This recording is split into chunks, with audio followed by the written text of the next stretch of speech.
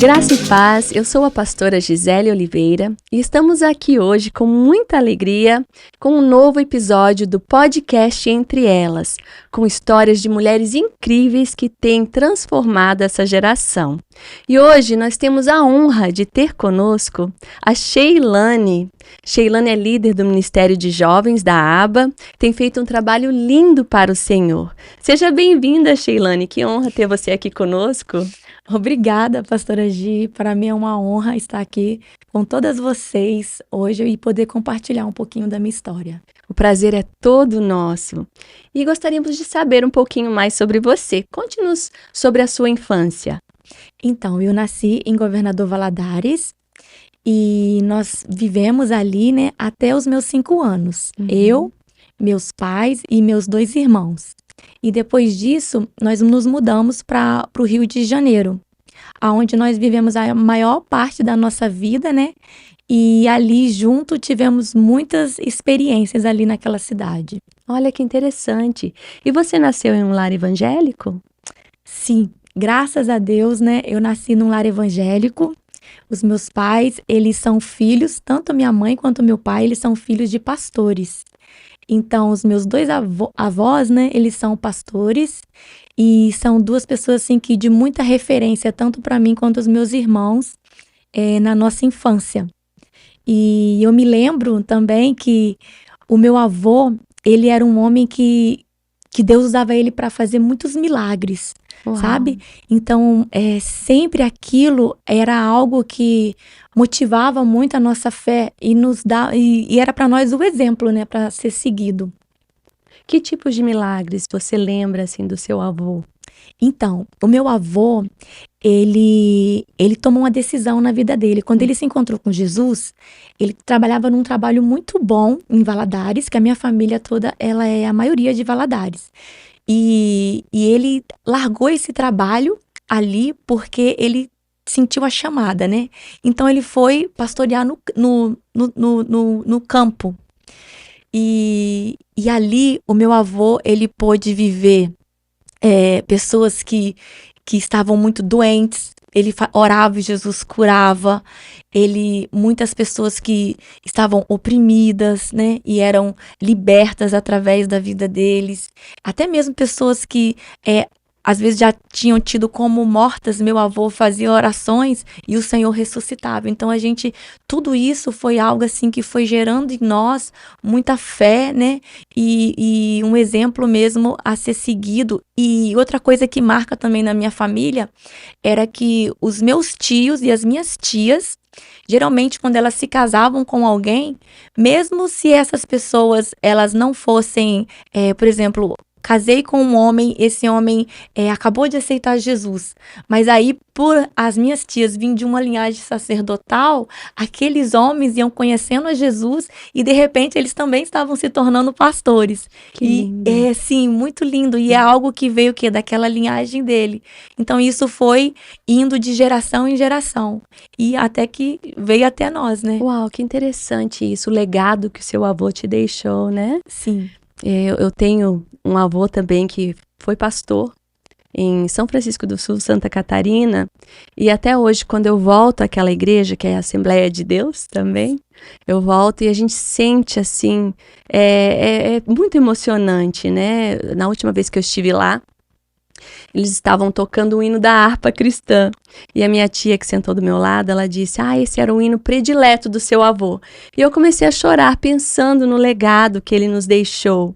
E é lindo, é muito, muito transformador tudo isso, né? A gente ter essa história na nossa família. É maravilhoso, porque às vezes a gente não entende, né, assim, como que eu cheguei até aqui, né? Por que eu estou exercendo isso? Mas existe toda uma herança lá de trás. E aquela herança te alcançou, aquelas orações te alcançaram. Igual a minha avó por parte de pai, eu sei, né?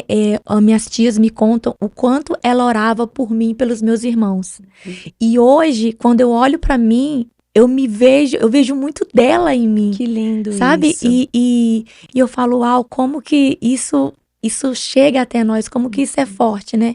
Então, a gente honrar, né, os nossos avós, os nossos pais. Isso é algo maravilhoso. E a semente tem dado frutos depois de muitas gerações, né? Isso. Continuarão dando em nome de Jesus através Amém. das famílias que virão. Sim, com certeza. E me conte um pouquinho sobre a sua juventude.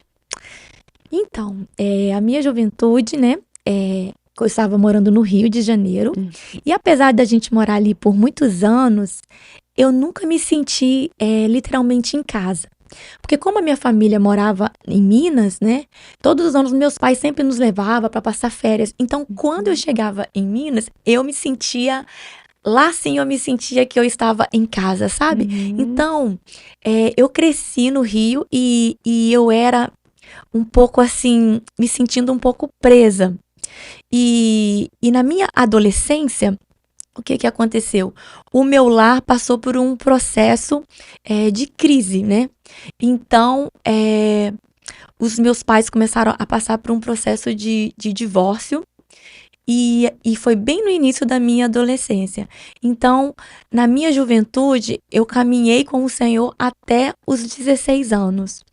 E uma coisa que eu me lembro muito, que marcou a minha vida, por nós ter sido criada num lar evangélico desde baby, nós tivemos uma base muito forte. Até os 12, os meus pais nos deram, nos ensinaram o caminho, e foi algo assim, o caminho do Senhor, né? E foi algo que ficou marcado assim nas nossas vidas, tanto na minha vida quanto na vida dos meus irmãos. E a gente sempre sentiu que Jesus, né, que Deus era tudo para nós. Então, quando chegou esse processo da minha família passar por essa crise, a gente já tinha sido bem alicerçado, né, nos caminhos do Senhor. E algo também que marcou muito a minha juventude foi a maneira que a minha mãe me ensinava até os 12 anos, para você ver. A minha mãe sempre teve muito cuidado de ensinar para mim como que cuidava da casa, como que cozinhava, como que cuidava dos meus irmãos. E às vezes, né, muitas de nós, quando estamos nesse processo mais novas, não queremos muito fazer essas coisas, verdade, né? Nós não entendemos, e hoje, assim, aqui eu quero também deixar isso para as jovens, né, para os adolescentes também, que hoje os pais, eles tentam, estão ensinando isso, e às vezes a gente pensa, mas para que eu preciso aprender isso agora? Mas a minha mãe, ela sabia, sabe, o quanto aquilo era importante. Então a minha mãe, ela ensinou bastante na minha adolescência todas essas coisas que uma mulher, né, deve aprender. E mal eu sabia o quanto eu precisaria usar isso tão cedo. Ela te preparou. Ela me preparou. Exatamente. E quando eu estava passando por aquele processo, eu só entendi o quê? Que se a minha mãe está me ensinando, é algo que eu preciso aprender. Então, eu sempre fui uma filha bem obediente, e, assim, bem tranquila. Mas nesse processo, né, que a minha família começou a enfrentar, e foi o processo da adolescência que durou mais ou menos uns 5 anos, eu e meus irmãos, os nossos pais acabaram parando de ir para a igreja. Uau. E eu e meus irmãos, por a gente ter tido uma base bem sólida, nós continuamos indo por um bom período a sós, né? Somente nós 3. Mas aí chegou um momento que a gente já não tinha mais forças. Então, quando eu fiz mais ou menos com os 16 anos, nós não tivemos força de continuar caminhando sozinhos, foi aonde nós estacionamos. E aí foi quando o inimigo, né, ele se apoderou de toda aquela situação ali, e eu conheci um rapaz e me envolvi com ele, porque é muito importante também deixar para vocês saberem que desde nova eu sempre tinha um sonho. Meu sonho era casar e ter uma família, né? Ter um esposo bom. Então sempre a minha busca era em busca disso, de um casamento no Senhor, porque até então o relacionamento dos meus pais, ele era um grande exemplo para nós, né? Até ali. E aí, essa foi a minha busca. Então, eu conheci esse rapaz, só que esse rapaz não era cristão. E como eu também não estava na igreja naquele tempo, nós nos envolvemos. E foi quando acabou que eu engravidei, né? Aos 18.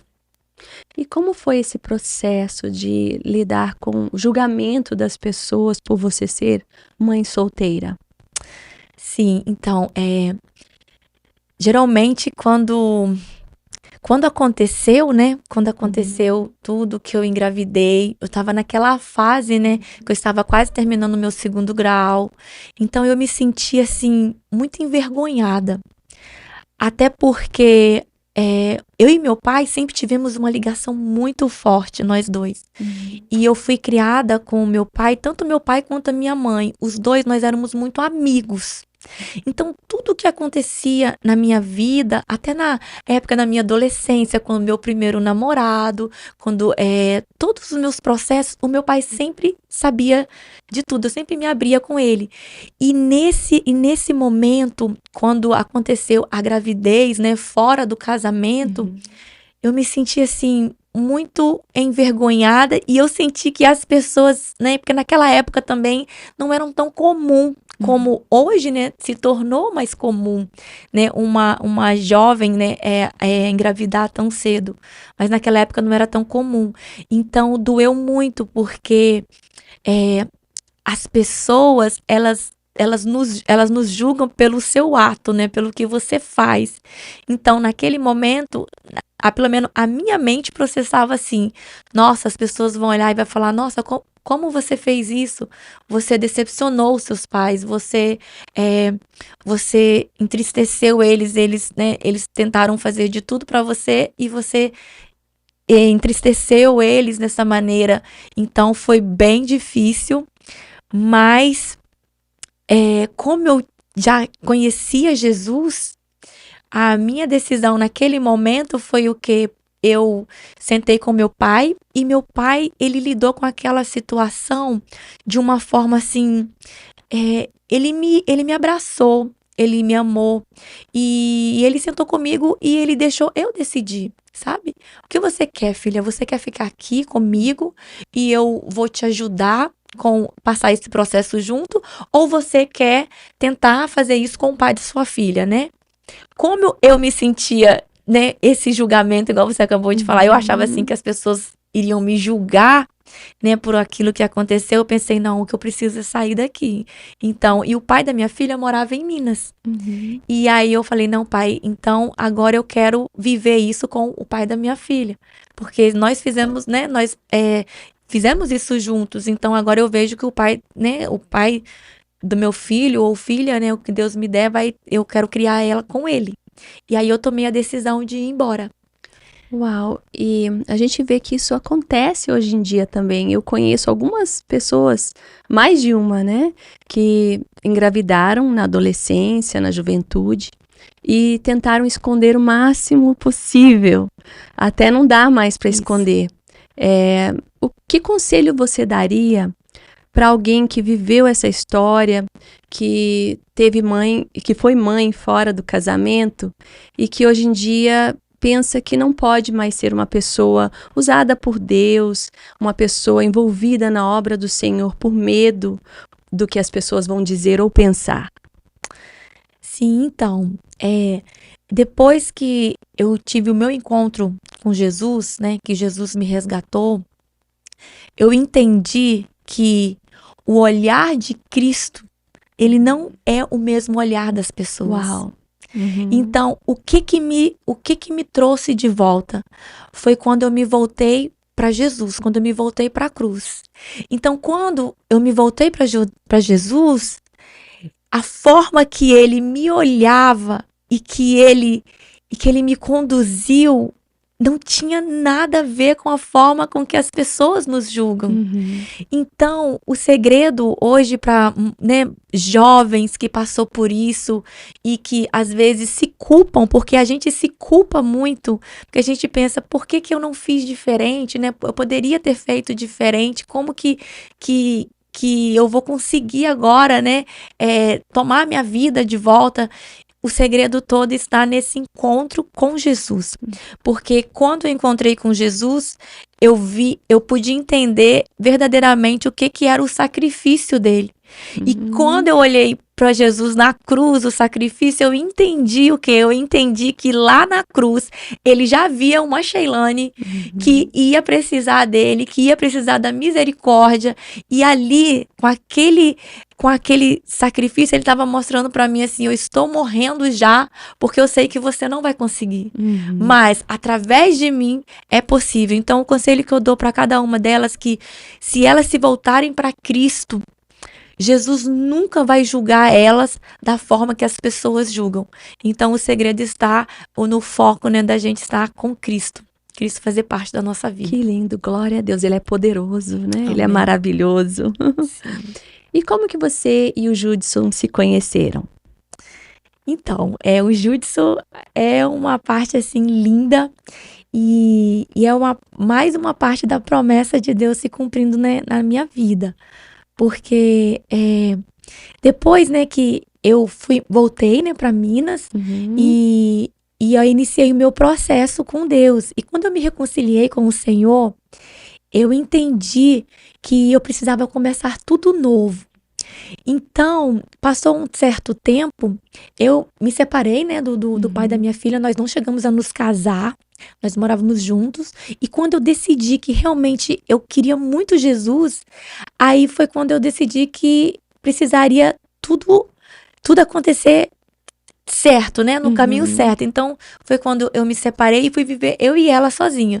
E ali eu fui viver o meu processo com Deus. E eu passei 7 anos esperando e buscando em Deus por um esposo.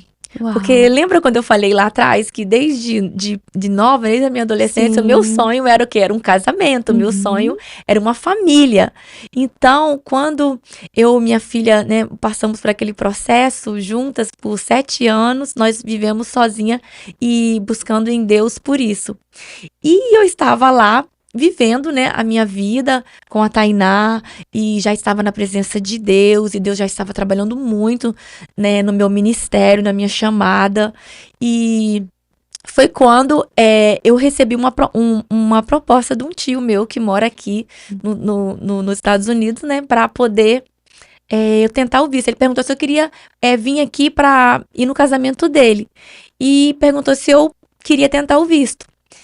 E aí foi quando ele pagou todo o processo para mim e eu consegui o visto. E o Judson, ele morava aqui já, juntamente com meu irmão, com o Charles, ele já morava aqui. E foi quando o Charles falou do Judson para mim. Eu consegui o visto, né? E o Charles falou, olha, eu tenho um amigo aqui, inclusive ele é primo, né, da minha esposa. O Judson, ele é primo da minha cunhada. Uau. Olha pra você ver, acabou tudo ficando em família. Tudo em família. E ele falou, tem um amigo que também tá esperando em Deus. E por incrível que pareça, o Júlio também estava esperando em Deus, estava orando por uma esposa, né? E aí Deus fez tudo isso. E aí foi quando eu vim aqui para passear e conheci o Judson. Eu vim pra Flórida, fiquei 20 dias aproximadamente aqui na Flórida e fui uma semana em Nova York para conhecer meu irmão. Foi amor à primeira vista. Sim, e vi o Judson. E aí nos conhecemos e ali eu voltei pro Brasil. Eu não fiquei aqui, eu vi o Judson 2 vezes. Uau. Aqui. Nós conversamos por 2 vezes, bem rapidinho, voltei pro Brasil. E fui lá e quando chegando no Brasil, o Judson começou a me ligar. Então, a partir dali, a gente, né, firmou um compromisso. Que lindo. Para um relacionamento mais sério. E depois vieram os 2 filhos, né? Sim. E aí, logo em seguida, né, nós namoramos, eu namorei com o Judson. Começamos a namorar 15 de março. E em junho, eu já estava aqui de volta. E nos casamos 4 de agosto. Uau. Foi tudo bem rápido, porque, Gi, quando Deus tem algo para realizar na sua vida e quando você espera o tempo do Senhor, quando chega o tempo, as coisas acontecem rápido. E Deus gera essa convicção em você, né? E aí nós nos casamos e depois vieram nossos 2 filhos, né? Quando eu casei com o Judson, Tainá já tinha 11 anos. Uau! Ela já tinha 11 anos. E como foi essa adaptação da Tainá com o Judson? Foi difícil? Então, no primeiro ano, sempre foi um pouco mais difícil, porque é o primeiro ano da convivência dos dois juntos, né? Mas eu entendi que eu precisava ser essa pessoa que ia trazer o direcionamento para nossa família. Então, o Judson, ele tentava dar o melhor dele e de acordo com o que ele ia fazendo, eu ia dando os toques, né, para ele. Às vezes ele chegava, ele às vezes conversava com ela, ou queria corrigir, como os pais corrigem. Então, o que que eu fazia?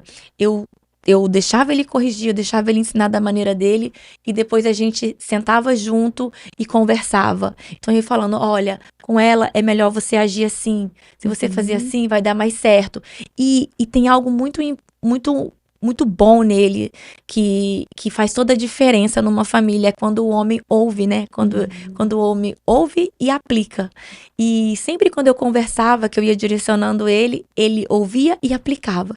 Então, ele ganhou muito rápido o coração da Tainá. Que bom que ele teve essa Sim. sensibilidade. Sim, ele ganhou muito rápido o coração dela.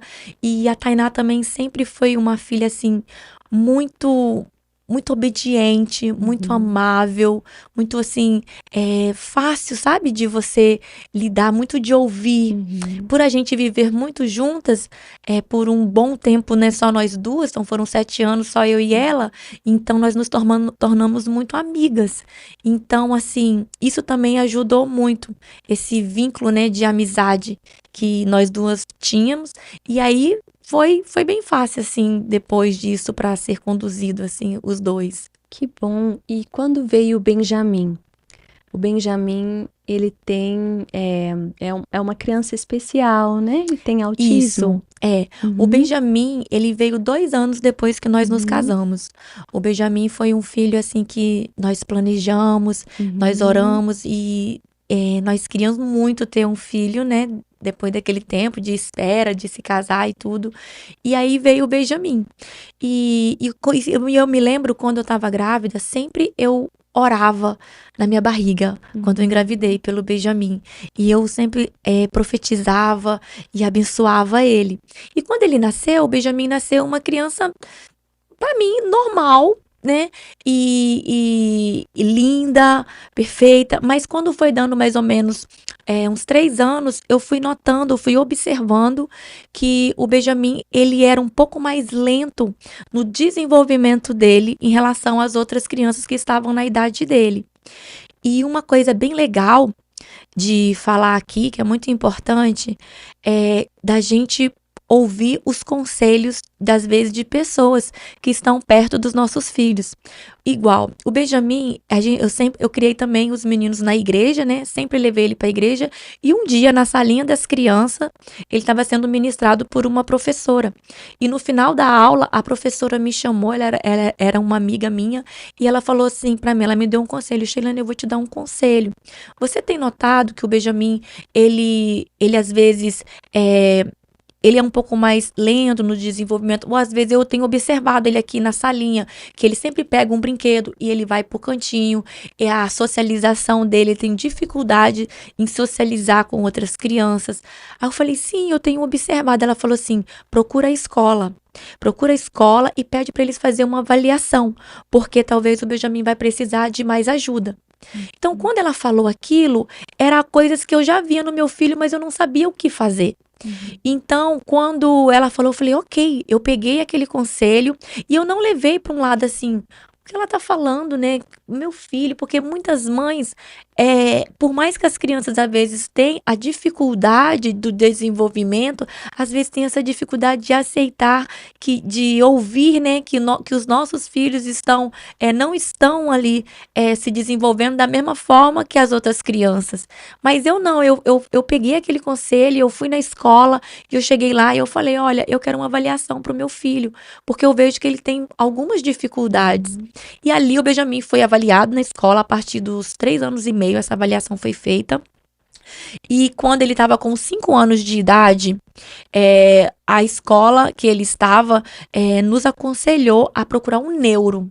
E isso é outra coisa muito importante também que eu quero compartilhar, né, com todas as meninas, que a escola, ela ela fez o diagnóstico no Benjamin, ela avaliou o Benjamin, mas a escola, eles não puderam dar esse diagnóstico de autismo, né? No caso, que é o que o Benjamin tem, ele tem autismo. Mas só quem pode dar esse diagnóstico é o neuro. Uhum. Então, às vezes, nós mães paramos no diagnóstico ali do psicólogo. Mesmo o pediatra não pode diagnosticar. Mesmo o pediatra não pode. E eles não vão dar esse diagnóstico, porque eles não... eles não podem dar. Quem pode dar é o neuro. Então, também, para eles se guardarem, acaba que eles falam, olha, realmente tem um atraso de aprendizado. E aí, às vezes, a gente para naquele processo. Porque quando o Benjamin foi avaliado pela escola, os psicólogos disseram, ele tem atraso de aprendizado, mas ele não tem autismo. Então, se eu fosse ficar com apenas com aquela opinião, nós teríamos parado ali. E ele não teria se desenvolvido tanto. Isso, exatamente. Então, isso é muito importante. Hoje, eu sempre aconselho mães, quando elas chegam, né, e que elas falam, eu falei, olha, procura o neuro. Vai mais à frente, vai mais a fundo. Porque é muito melhor o diagnóstico, quando você consegue ele mais cedo, o seu filho vai ser tratado mais cedo, o seu filho vai receber as ajudas que ele realmente precisa mais cedo. Então, aos 5 anos, nós procuramos, né, o neuro, antes dele completar 5, 4 anos e pouco, mas até em todo o processo. Quando ele estava com 5 anos, ele foi assistido por uma neuro e ela deu o diagnóstico que ele tinha o autismo. E naquele momento, assim, foi algo... Nós já, no fundo, a gente sabe, mas os pais, na verdade, nós não queremos ouvir esse diagnóstico, né? Diagnóstico de autismo, porque o que vem na mente de um pai e de uma mãe que tem um filho com autismo, a primeira coisa é, uau, e agora? Será que o meu filho vai conseguir ter uma vida normal que as outras crianças têm? Mas no momento em que eu recebi aquele diagnóstico, o que veio ao meu coração foi, o Senhor passou comigo por muitos processos. Amém. Então, esse vai ser apenas mais um processo que o Senhor vai estar passando comigo. É mais uma experiência. E nesses processos, ele já foi te preparando para enfrentar isso tudo, né? Isso, exatamente. Porque diante de tudo que eu já havia vivido, né, com Deus, e Ele me sustentando em todas as coisas, o que eu coloquei no meu coração, e é o que eu deixo também hoje aqui, é que o diagnóstico não vai me parar. Amém. Sabe? Eu coloquei no meu coração, o diagnóstico não vai impedir o meu filho de viver tudo que Deus já escreveu para ele, sabe? No livro dele, tudo que Deus já traçou para ele como propósito. E a minha oração com o Senhor era, Senhor, eu não preciso saber como o Senhor vai fazer, mas eu sei e eu tenho certeza que o Senhor vai fazer, que de alguma forma vai ser feita. Então eu tenho visto isso na vida do Benjamin.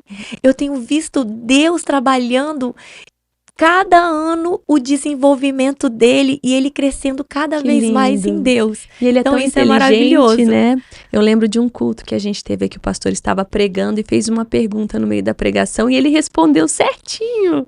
Ele estava prestando atenção e era no culto dos adultos, nem era no ministério infantil. Então é um menino muito inteligente. Sim, exatamente. E isso é outra coisa também que o fato das pessoas, né, às vezes deles não estarem parecendo que está prestando atenção, deles estar olhando, não significa que eles não estão aprendendo, mas eles estão aprendendo, só que eles aprendem da maneira deles, do jeito deles. Existe uma forma específica que eles aprendem, e isso eu pude desfrutar aqui na aba. Porque quando nós chegamos aqui, o Benjamin ainda não tinha participado de a nossa antiga igreja, ela era menor, né? Então não tinha uma classe para crianças especiais ainda. E quando nós chegamos aqui na aba, foi outra coisa que eu me senti assim muito amada e abraçada. Foi o quê? Foi que nós chegamos e foi muito rápido. Imediatamente, o pastor, o pastor Cleves se preocupou em abrir essa classe para crianças especiais, porque isso já era algo, né, que já estava no coração dele, e que quando nós chegamos, ele viu, chegou mais uma família com essa necessidade. Então, quando nós chegamos e que nós vimos no pastor essa iniciativa, não, chegou o momento, é agora, a hora é agora, então vamos abrir. E para mim foi uma honra poder participar, né, da classe, da inclusão das crianças, né, do Ministério Infantil, que é a nossa classe que nós temos aqui para abraçar crianças especiais. Nós temos a Flávia, que tem muita experiência nessa área e ela se dedica 100% com esse trabalho, faz um trabalho lindo para Deus. E agora ela está também com as mamães, né? A gente chama de Aba Ama. A Aba acolhe mães atípicas. Então é lindo o trabalho que tem sido desenvolvido aqui. Graças a Deus ele tem plantado pessoas que amam essa causa. Sim, foi maravilhoso. Nossa, e nós trabalhamos juntas, né? E a Flávia, assim, uma peça fundamental, né? Juntamente com a Martinha, né? Que é a líder do Ministério Infantil, e para que tudo isso acontecesse, né? E como tem fluído, Graças e ali a como Deus. nós estamos vendo, né? O Senhor alcançando essas crianças e estamos vendo o desenvolvimento deles cada vez mais. Graças a Deus. E agora vamos falar um pouquinho a respeito do seu ministério. Ministério de Jovens. Eu sei que você tem essa paixão por esse ministério e não é de agora, né? Já faz um tempo que você trabalha com jovens. Conte um pouquinho a respeito disso. Sim, é verdade. O Ministério de Jovens se tornou a minha paixão e se tornou a minha missão. Se tornou a minha missão quando eu fui resgatada, né, pelo Senhor na minha juventude. Então, assim, eu me perdi na minha juventude. E quando eu me perdi ali na minha juventude, eu pensei assim, meu Deus, e agora? Como que eu vou fazer? E eu vi o Senhor me resgatando.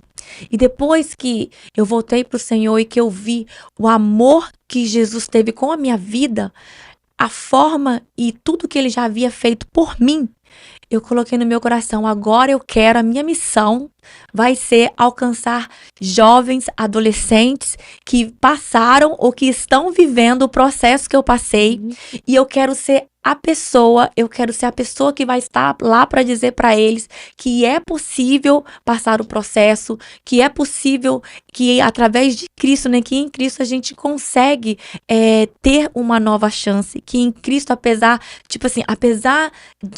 do inimigo às vezes vir e querer matar os nossos sonhos, roubar a nossa esperança, em Cristo ele devolve tudo isso de novo.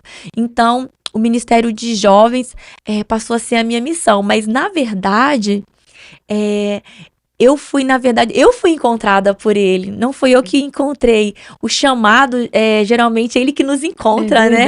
Não somos nós que encontramos o chamado, porque é o próprio Jesus que vem até nós com aquilo.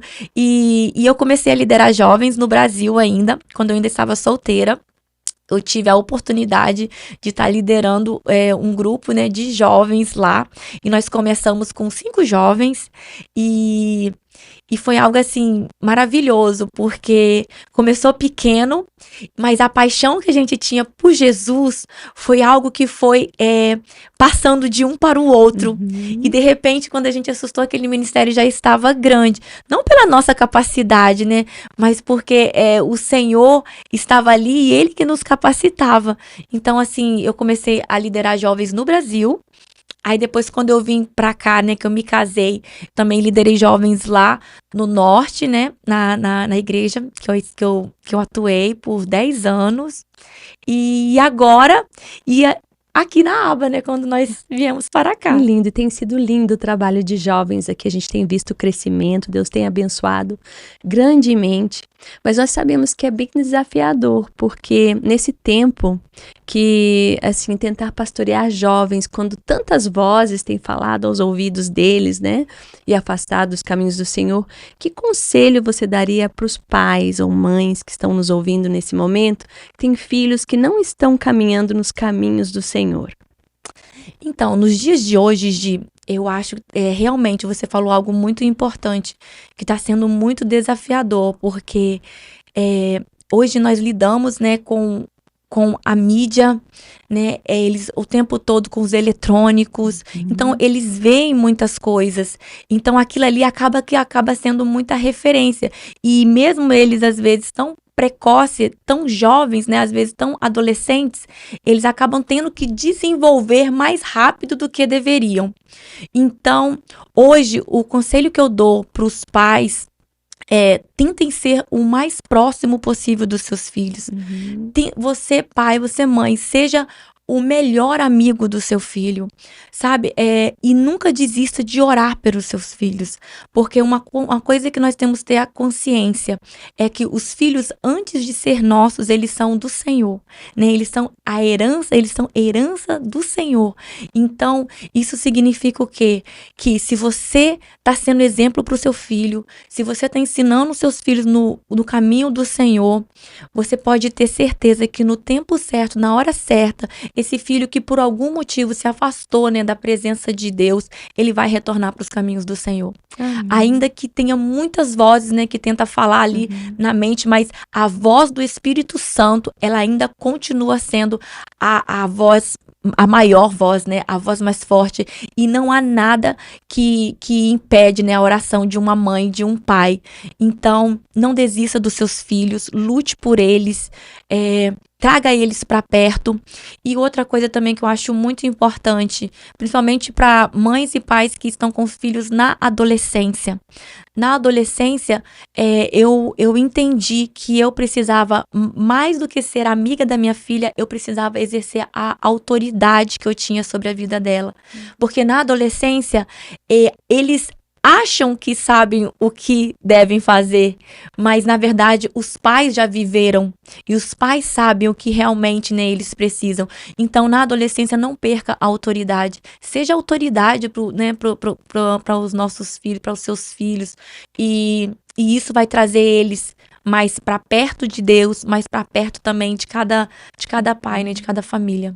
Que lindo isso, Shei. Obrigada, Sheilane. Obrigada por a tudo. você. Foi maravilhoso. Aprendi muito com você hoje. Poderia ficar aqui a noite toda conversando com você. Que o Senhor continue te usando, te capacitando. Você é uma mulher exemplar.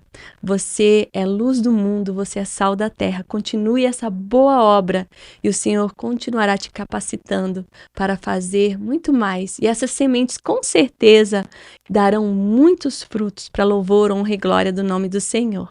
Obrigada por tudo. Amém. Obrigada por ser quem você é.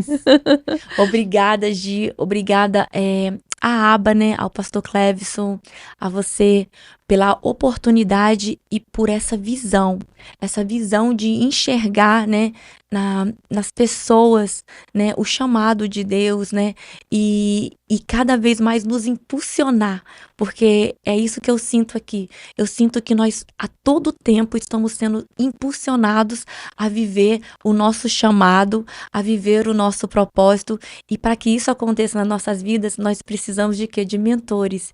E eu me sinto muito honrada e muito feliz por estar aqui e fazer parte dessa história. Obrigada, Sheilane. Obrigada a todos vocês, ouvintes, que estão aí conosco.